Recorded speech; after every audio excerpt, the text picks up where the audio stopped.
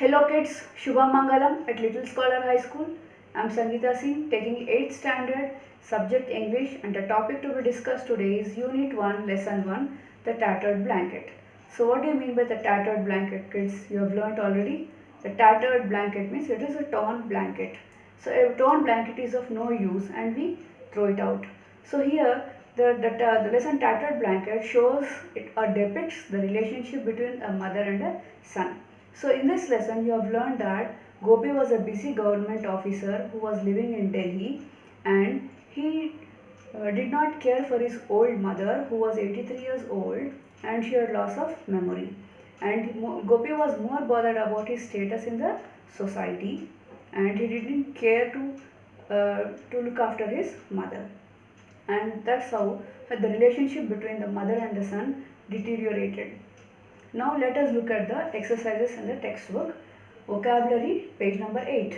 Fill in the blanks with the most appropriate words. Now the words are given here: irritation, huddled, awkwardly, futile, vacation, reluctantly, exasperatedly, mumbling. Already we have learnt all these things in the new words. So irritation is annoying, annoyance. Huddled is holding the arms and legs very close to the body because of fear or cold. Awkwardly, you have learnt. Futile is unsuccessful. Vacation is a holiday. Reluctantly is unwilling to do anything. Exasperatedly is very annoyed. Mumbling is speaking very unclearly. So now look at the blanks.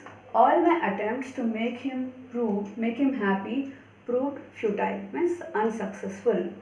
It was very cold, so I huddled in a corner.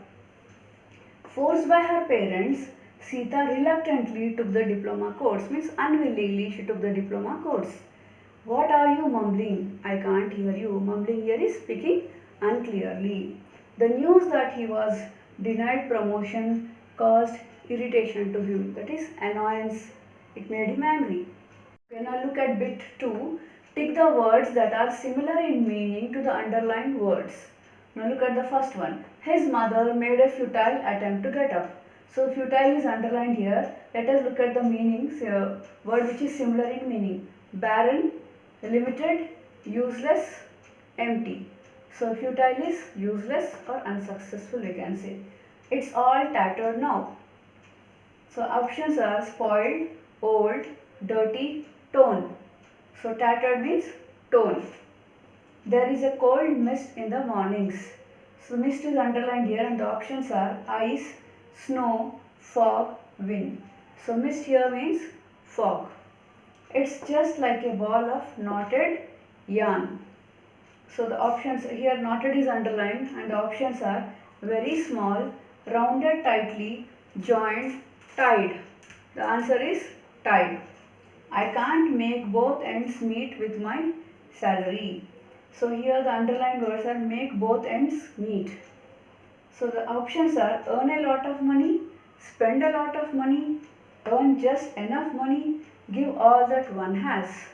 So the meaning of make both ends meet is earn just enough money. Students, now let us discuss the grammar which is given on page number 8 and 9, phrases and noun phrases.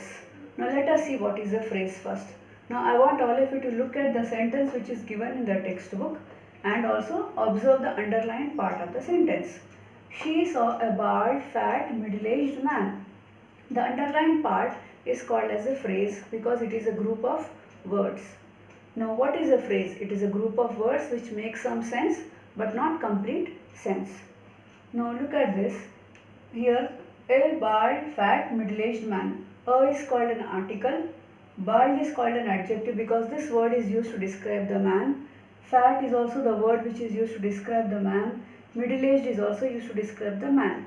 So here we are using 3 words to describe one man. And man is a name of a person, it is a noun. And all these are adjectives. And that's why here the word man is very important, and all the other words add some information to the word man. So it is called as a noun phrase. Now identify some more noun phrases from the story. Kamala, her eldest daughter, a widow. So here widow is the main word and we are describing her. Vimala, district collector Nambiar's eldest daughter. Again, this is another noun phrase from the lesson. Gopi, a government officer. Okay, now we need to complete the sentences with noun phrases using the words given in brackets. I bought a dash. So here what are the words given in the brackets? Beautiful slash is slash umbrella slash red. So we can make a noun phrase with the words which are given in the bracket. You can say beautiful red umbrella. Now we saw a dash in the zoo. So the words which are given in the bracket, baby, a, elephants, of, couple. So we can make a noun phrase with these words, a couple of baby elephants. Our grandfather lives in a dash. So the words are big house, a stone built. So we can make a noun phrase such as big stone built house. Ramya has dash. The words are given her nice, a, sari, silk. So we can make a noun phrase, a nice silk sari. Okay students, now turn to page number 9, writing skills. Now I'll read a paragraph given from the story. Look here. Delhi is too expensive. You know I have 4 children to look after now. I can't make both ends meet with my salary and one has to keep up one's status. It will be a great help if I can raise some money by selling my share of the family property. I came to talk it over with you. So children, kids, do you remember? These are the words spoken by Gopi to his sister. So these words show that he was not able to maintain good relationship with his sister as well as his mother due to some economic pressures. Now what is economic pressure? It is the unpleasant effect caused by a bad economy. For example, it can be increase in the loss of jobs and several other reasons. Economic pressure is felt in different ways by different people. For example, people who lose their jobs have a hard time paying their bills. They cannot afford for necessities such as food, etc.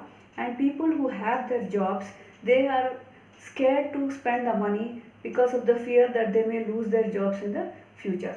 Now we have to write a short essay on how to keep up family ties despite economic pressures, and some hints are also given here. Impact of economic pressure. What do you mean by impact? It is the effect of economic pressure, lack of time to spend with the family, lack of love and affection, and absence of healthy human relationships. Now let us see how to write this.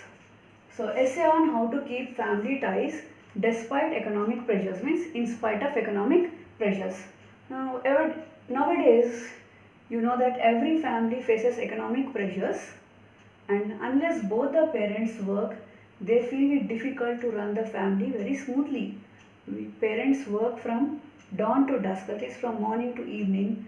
They find it difficult to spend some fruitful time, some good time with their children. And children also lack love and affection of these parents as both their parents are working, and this may lead to absence of human relationships. And despite all these economic pressures that we are going through nowadays, we can keep our family happy by doing what is right for ourselves and for our family members. We can overcome these economic pressures if we share our problems with our family members who love us so much and they are also so concerned about our happiness. So to compensate the absence of human relationships, parents should spend holidays and the leisure time with their children, and they need to give moral support to their children and create confidence that they love and care for their children. Keeping aside the economic pressures, they should spend some time constructively with their children, and parents have to listen patiently to what their children say or tell about their friends and their studies. And parents should also appreciate their children whenever they do good things. Okay students, I hope all of you understood whatever we have discussed today, the vocabulary as well as the grammar. And I want all of you to note down today's Sakshi classwork. Explain lesson 1, page number 8 and 9.